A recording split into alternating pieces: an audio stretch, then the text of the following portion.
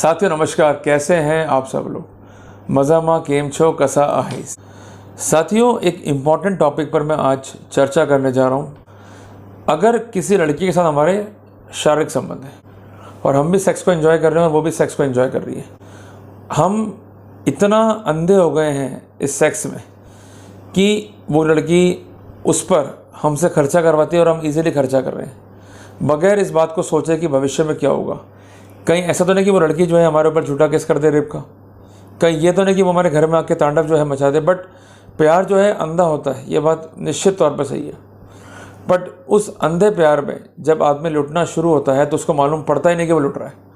उसको मालूम कब पड़ता है कि जब अगली बंदी जो है उसको धमकाती है कि देख भैया, तूने मेरा मज़ा ले लिया, तूने मेरे साथ जो है दिन बताए हैं, रातें बताई हैं, तो उसका मुझे मुआवजा मिलना चाहिए। कुछ इस तरह की स्थितियाँ जो है समाज में आज कॉमन हो चली हैं और इस खेल में अधिकांश वो लोग ट्रैप होते हैं जो पढ़े लिखे हैं, ऊंचे ओहदों पे हैं, या कई बार ऐसे लोग ट्रैप हो जाते हैं जिनको उनकी पत्नियों से प्रेम कम मिलता है। उनको लगता है कि ये वही लड़कियां हैं जो हमारे सुख दुख में हमारा साथ देने वाली हैं, ये वही लड़कियां हैं जिनकी हमें तलाश थी, पर अंतोगत्वा ये लड़कियां नहीं हैं, ये विश करने हैं। इनका एक ही टारगेट है कि आपकी जेब से भारी भरकम पैसे निकालना, बट उसको निकालने से पहले आपको सेक्स के लिए मजबूर करना, आपको एक ऐसा हैबिट देना कि जिसमें आप अपने आप को बाद में संभाल नहीं पाओ। और अगर आपने संभालने की कोशिश करी, इनकी बात नहीं मानी और इनको पैसे नहीं दिए, तो ये थाने जाती हैं और ये रोती हैं कि हमारा जो है बलात्कार हुआ है, हमारे साथ जो है ज़बरदस्ती की गई है, हमारे साथ जो है खोटा काम किया गया है, हम मजबूर थी, गरीब परिवार से थी, जिस कारण हम रिपोर्ट नहीं लिखा पाई। और कई बार ऐसा भी होता है कि आपके परिवार में जाके जो है कोहराम मचाती है, तो आप समाज और अपने व्यापार की इज्जत को देखते हुए इनको 5 लाख, 10 लाख, 15 लाख, 20 लाख, 25 लाख, जो भी इनकी श्रद्धा है या मांगने की टेंडेंसी है या कैपेसिटी है, उसके अनुसार पे करके अपना पिंड जो है वो छुड़वा लेते हो। क्लियर हो गया आपको? ये सामान्य घटनाक्रम क्यों होता है? क्योंकि हम खुद लापरवाह हैं। हमको सिर्फ उस लड़की में एक ही चीज़ दिख रहा है, वो है सेक्स। उसके जिस्म का हम उपयोग करना चाहते हैं और अल्टीमेटली हम अपने आप को वो खुशी देना चाहते हैं जो हमें हमारी पत्नी से या एक फीमेल पार्टनर से जो है वो नहीं मिली। अब साथियों, यहाँ पर आपने एंजॉय तो कर लिया, सब कुछ आपके बीच में हो गया, बट जब इसका दुखद स्थिति जो है आपके सामने आएगा तब क्या होगा? ये वैसी स्थिति कि हम टॉफ़ी खा रहे हैं, खूब अच्छा लग रहा है जवान को, पर जैसे जो है दांत में कीड़ा लग गया तो फिर वहीं दर्द होना शुरू। फिर डॉक्टर के पास जाते हैं, डॉक्टर कहते हैं कि भाई तूने मिठाई खाई थी? हाँ जी। तूने मीठा खाया था? हाँ जी। क्या तुमने ब्रश किया? ना जी। तो यही हमारी लापरवाही, हमारी ऐसी की तैसी करने की जो है स्थिति वहाँ पर बन जाती है। साथियों, लापरवाही हम लोग क्यों करते हैं? क्योंकि हमको लगता है कि बड़ा आसान काम है जी, एक लड़की या टच में आ गई और रिलेशनशिप जो है कंटिन्यू करते हैं, इससे बातचीत करते हैं और अल्टीमेटली जो है फिर वो बातचीत, वो रिलेशनशिप कब शारीरिक संबंधों में तब्दील हो जाती है हमें पता नहीं चलता। साथियों, एक बात समझना कि अगर लड़की 18 ईयर से ऊपर है, वो साउंड माइंड की है, अपना भला बुरा समझ सकती है और आपकी रिलेशनशिप जो है वो कंसेंचुअल है, आप लाखों रुपए जो है उस लड़की पे फूंक चुके हो, तो ऐसी स्थिति में जो आपका प्रेम संबंध है उसका बाद में दुरुपयोग करने की स्थिति तब आएगी जब आप खुद लापरवाह हो और आप स्थितियों को समझने के बजाय खुद उलझाने में जो है विश्वास करते हो। क्योंकि देखो, इन स्थितियों में अगर सेक्स किया गया है तो कोई अपराध नहीं है, पर वो अपराध कब बनेगा? जब आपकी लापरवाही होगी। तो अपनी लापरवाही से आप अपराधी बन जाओगे। अगर आपने वो लापरवाहियाँ छोड़ दी या उस पर काम कर लिया तो निश्चित तौर पर अगर संकट आ भी गया तो खुद उससे निपट पाओगे बगैर किसी वकील की हेल्प के। आप चीज़ों का सामना करना सीखो, चीज़ों को समझो, इजीली अप्लाई करो ताकि हमें कोई दिक्कत जो है नहीं है। साथियों, कॉमन प्रॉब्लम ये आती है, जो कॉमन क्वेश्चन होते हैं कि मैं गवर्नमेंट सर्वेंट हूँ या मैं एक प्राइवेट व्यक्ति हूँ, क्या मैं किसी महिला के साथ सेक्स कर सकता हूँ क्या? उत्तर है हाँ, यदि वो महिला 18 साल से ऊपर है, साउंड माइंड की और उसकी कंसेंट है। सेक्स करना गुनाह नहीं है, सेक्स करना आपका अधिकार है, आपको बार बार मैं कह रहा हूँ। बट शर्त यही है कि उस प्रक्रिया या उस क्रिया को करते समय कोई भी उल्लंघन कानून का नहीं होना चाहिए।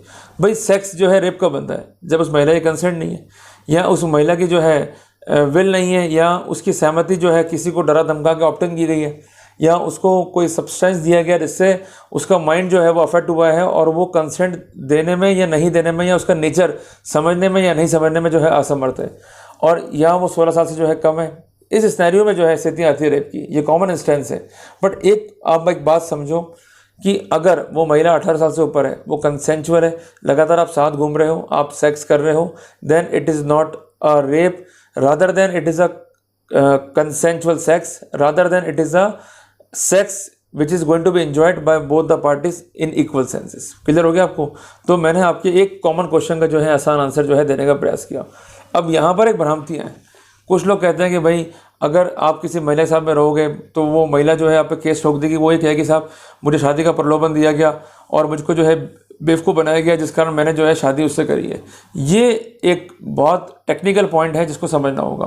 देखो, अगर आप किसी लड़की के संपर्क में हो और आप लगातार जो है सेक्स कर रहे हो और वो सेक्स भी कंसेंचुअल है, आप खर्चे भी कर रहे हो, पर उसके पास एक डिफेंस बार आएगा कि इसने मुझसे प्रीवियस मैरिज का फैक्ट छुपाया, मेरी सहमति जो है गलत तरीके से ली, मैं सहमति देने में इच्छुक नहीं थी और अल्टीमेटली शादी का झांसा देके मेरे साथ जो है इसने रेप किया। अब प्रॉब्लम ये होती है कि कहीं इसमें व्यू है, सुप्रीम कोर्ट के भी, हाई कोर्ट के भी है। कुछ कहते हैं कि ये रेप है, कुछ कहते हैं कि रेप नहीं है। साथियों, इस कंट्रोवर्सी को हम दूर कैसे करें कि ये रेप होगा या नहीं होगा? इसके लिए आपको मैं हमेशा कहता हूँ कि जब भी आप किसी फीमेल पार्टनर के टच में हो तो आप एक एग्रीमेंट करवा के रखो और उस एग्रीमेंट में आपको साफ साफ ये लिखना है कि हम एक लिव इन पार्टनर हैं, हम किसी भी रूप पति पत्नी नहीं है और ना ही पति पत्नी के रूप में रहने की हमारी जो है कभी चेष्टा रहेगी या हम रहना चाहते हैं। अगर आप लंबे समय तक किसी लड़की के साथ में रह रहे हो और समाज में रह रहे हो और समाज वालों को सब बिलीव दिला रहे हो कि हम पति पत्नी की तरह रह रहे हैं, और वो भी नित्य क्रम जो होते हैं जैसे कपड़े धोना, हाउस होल्ड वर्क करना, पूरा घर को संभालना, वो काम लड़की कर रही है, तो वहाँ पर यद्यपि मैरिज परफॉर्म नहीं हुई है बट फिर भी कोर्ट जो है मैरिज को अज्यूम कर सकता है। बट लिव इन में क्या है, आप मिले आधे घंटे के लिए, 1 घंटे के लिए आपने सेक्स किया और आप अपने रास्ते, लड़की अपने रास्ते। तो लिव इन रिलेशनशिप में और relationship in nature of marriage में जो है ये बेसिक अंतर है। दूसरी बात आप समझ लो कि अगर हम साथ में रह रहे हैं और इस तरह का एग्रीमेंट है जहाँ हमने साफ साफ लिखा कि there will be a live in relationship, means हम लोग मिलेंगे इस पॉइंट पर, वहाँ सेक्स करेंगे, उसके बाद ये अपने रास्ते, मैं अपने रास्ते, तो वहाँ पर बिल्कुल आप सेफ हो। बट अगर आप ये लिख रहे हो कि हम पति पत्नी की तरह रहेंगे या प्रीवियसली मैरिड में नहीं हूँ या मैं बिल्कुल नया नवेला व्यक्ति हूँ, मैं पहले से जो है विवाहित नहीं हूँ, तो वहाँ पर दिक्कत जो है आपके लिए आ जाएगी। Concealment of fact amount to fraud, और अगर फ्रॉड खुद ही आप अपने हिसाब से क्रिएट कर रहे हो तो वहाँ पर समस्या आपके लिए, अगले के लिए नहीं है। तो बेसिकली कोई फैक्ट आपको नहीं छुपाना है खुद के बारे में भी, और जो फैक्ट लड़की बता रही है उसको प्रॉपर जो है मेंशन कर लो। अगर प्रीवियसली मैरिड भी हो तो उस फैक्ट को जरूर लिखो, ये फैक्ट जो है मत छुपाओ, जितना फैक्ट छुपाओगे उतना जो है आप घाटे में वहाँ पर आओगे। अगर आपने ये बात लिखी कि हम सेक्स करेंगे और हम एक लिव इन पार्टनर हैं, मैं प्रीवियसली मैरिड हूँ बट मेरी सेक्सुअल डिज़ायर को मैं फुलफिल करना चाहता हूँ, तो इस सिनेरियो में किया गया एग्रीमेंट जो है वो हर रूप में रिलेवेंट है और वो आपको एक सहायता जो है प्रदान करेगा। और दिल्ली हाईकोर्ट ने भी ऐसे एग्रीमेंट्स पे जो है रिलाई किया है। तो उससे सबसे बड़ा बेनिफिट क्या है कि आप बाइगेमी के ऑफेंस से बच गए, क्योंकि पंजाब हाईकोर्ट का जो रिसेंट जजमेंट था जिसको लेकर कई भ्रांतियां मार्केट में कि बाइगेमी जो है बन जाएगा, तो बाइगेमी तब बनेगा कि जब आप रिलेशनशिप कंटिन्यू कर रहे हो in nature of marriage. But अगर आप लिव इन में हो सिर्फ सेक्स करने की हद तक, तो वहाँ पर कोई भी डर जो है हमारे को नहीं है। तीसरी इंपॉर्टेंट बात यह थी कि वो लड़की जो है हमसे पैसा मांग रही है और हम घबराए हुए हैं, तो रुपए देने चाहिए या नहीं देने चाहिए? भाई रुपए किस बात के आप दोगे जब ऑलरेडी आपने खर्चा कर दिया, आपने भी सेक्स एंजॉय करा, उससे भी सेक्स एंजॉय करा। अगर वो अपने दलालों को बेचती है, रुपये मांगती है, आपको परेशान करती है, तो basically it is a case of extortion. तो वहाँ पर आप एक्सटॉर्शन के तहत भी जो है कानूनी कार्रवाई कर सकते हो। ऐसे कई मामले देखे भी हैं कि जहाँ लड़कियों ने अपने इस फेमिनिज्म का जो लॉ उनके पक्ष में बने टू प्रोटेक्ट द वुमेनिज्म, उसका जो है दुरुपयोग किया है। तो वहाँ पर कोर्ट ने कहा है कि अगर वुमेनिज्म का या फेमिनिज्म का दुरुपयोग करके या ऐसे कानून जो महिला के प्रोटेक्शन के लिए बने हैं उसका दुरुपयोग करके वो झूठा केस करती है और उसके बाद वो एक्सटॉर्ट करती है, then it is a serious concern. तो वहाँ पर उसके विरुद्ध भी एक्सटॉर्शन का मुकदमा जो है चलाया जाएगा। चौथी इंपॉर्टेंट बात है कि लड़की जो है फ़ोन कर रही है तो क्या करें? अरे तो फ़ोन करे तो करने दो, फ़ोन बंद करने से क्या होगा? आप फ़ोन बंद करोगे तो घर पहुंच जाएगी आपके, उल्टा नहीं मरना तो मरोगे। तो कानून की प्रक्रिया से आपको भागना नहीं है, आपको उसमें पार्टिसिपेट करना है। पर कॉपरेशन का मतलब ये नहीं कि सीधे पहुंच गए और कॉपरेशन कर लिया, उसका मतलब है कि स्मार्ट कॉपरेशन, केवल वही जानकारी प्रोवाइड करनी है जो विधि सम्मत है और भविष्य में वो किसी भी रूप में आपको अपराध में लिप्त नहीं कर सकती। अगर आप भाग रहे हो, सामान्य जानकारी नहीं दे रहे हो, इवन ये जानकारियाँ आप जरिए वकील भी दे सकते हो, ये आपका अधिकार है, तो इस स्थिति में आपके खिलाफ जो है एडवर्स स्थितियां जो है जाएंगी। साथ ही उसके अलावा पॉइंट ये बनता है कि मैटर क्लोज कैसे करें। भाई मैटर क्लोज करने से पहले ये सोचना चाहिए था कि हम मैटर शुरू करें क्यों। भाई अगर आप संपर्क में हो तो आपके बीच में अगर एग्रीमेंट नहीं है तो इस तरह के कॉन्सिक्वेंस जो है फेस करने पड़ेंगे आपको। तो आप बेशक जो है एग्रीमेंट ड्राफ्ट कराइए, जब तक प्रॉपर आप एग्रीमेंट ड्राफ्ट नहीं कराएंगे, प्रॉपर जो है कंसल्ट नहीं करेंगे लीगल फिजिशियंस है, तो वहाँ पर आपके लिए दिक्कत है। उदाहरण के लिए मान लीजिए मैं दांत दिखलाने जा रहा हूँ किसी डॉक्टर के पास में, डॉक्टर के पास गया जी दांत में दर्द है दांत निकाल दो, वो दांत तो निकाल देगा पर दांत बचाना कैसे, ये आर्ट है कंसल्टेशन की। तो मेरा कहना ये है कि अगर आप फंस गए तो बचा कोई भी लेगा आपको, पर फंसो ही क्यों? क्योंकि आपको मजा आ रहा है जेल जाने में, मजा आ रहा है वकीलों के पास जाने में, तो मेरा कहना यह है कि आज हमारी लीगल फील्ड में इतनी एडवांस ड्राफ्टिंग के मेथड आ चुके हैं जिसमें हम इस तरह के ड्राफ्टिंग्स करके इजीली बच सकते हैं।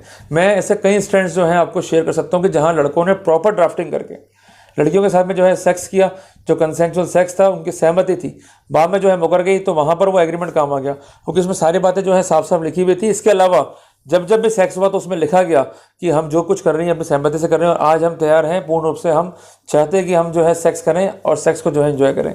अगर ये स्थितियाँ आएंगी सामने निकल के, तो वहाँ पर आपका ही फायदा है, नुकसान कहीं भी नहीं है। साथियों, इसके अलावा समाज भंग करने से, भागने से कुछ नहीं होगा। और आपके माइंड में कुछ लोग हमसे जलते हैं, या हमारी तरक्की जो है अफेक्ट होगी। देखो, समाज कोई आपकी हेल्प नहीं करेगा ना, समाज जो है खाने को रोटियां देगा आपको। समाज अपनी जगह ठीक है कि समाज जो है कह सकता है कि भाई इस बंदे ने गलत किया, ऐसा नहीं करना चाहिए था, कि भाई तुम्हारे पापा की मम्मी की जो है काफ़ी इज्जत थी, या तुम्हारे पुरखों ने जो है काफ़ी नाम कमाया, अब जो होना वो हो गया। पर ये मान के चलना कि जो हमने किया वो गलत भी नहीं है, बट जो सावधानी मैंने बताई है उसको फॉलो कर लो। अगर आप नहीं करोगे तो वहाँ पर आपको जो है नुकसान खाना पड़ेगा। और कुल मिला के लोग पूछते हैं कई बार कि कितने रुपए दें भाई, 5 लाख, 7 लाख, 10 लाख। तो भाई आप जानो आपके लिव इन पार्टनर जाने में कितने रुपए जो है आपके बीच में तय हुए हैं। अगर एग्रीमेंट में तय नहीं है तो आप यूजुअली ये कोशिश करो कि आप लोग को अमाउंट नहीं देना है। फिर भी आप चाहते हो अमाउंट देना, जान छुड़वाना, तो लिखा पढ़ी पूरी कर लेना, और जो भी अमाउंट देना चाहते हो वो खाते में दे देना। अगर अमाउंट खाते में नहीं दोगे, औचंती मीन्स 2 नंबर में दोगे, या उसका अकाउंटेबिलिटी नहीं होगा, तो फिर आपको दिक्कत आएगी। ये फिर पहुंच जाएगी थाने कचहरी, और फिर आपको जो है तंग करती रहेगी। तो जो भी कदम यहाँ से उठाओ वो फूक फूक के उठाओ, और अगर फूक फूक के नहीं उठाए तो बाद में दिक्कत जो है आपको ही फेस करनी होगी। तो उम्मीद करता हूँ कि आज की क्लास में हमने आज लिव इन के बारे में, उसके प्रैक्टिकल एस्पेक्ट्स क्या उसके बारे में, किस तरह इस तरह के एग्रीमेंट को बनाना होता है उसके बारे में, और उसका प्रैक्टिकल इम्प्लीमेंटेशन क्या उसके बारे में सीखा। तो जल्दी मिलेंगे एक नए टॉपिक के साथ। टिल देन, जय हिंद, जय भारत।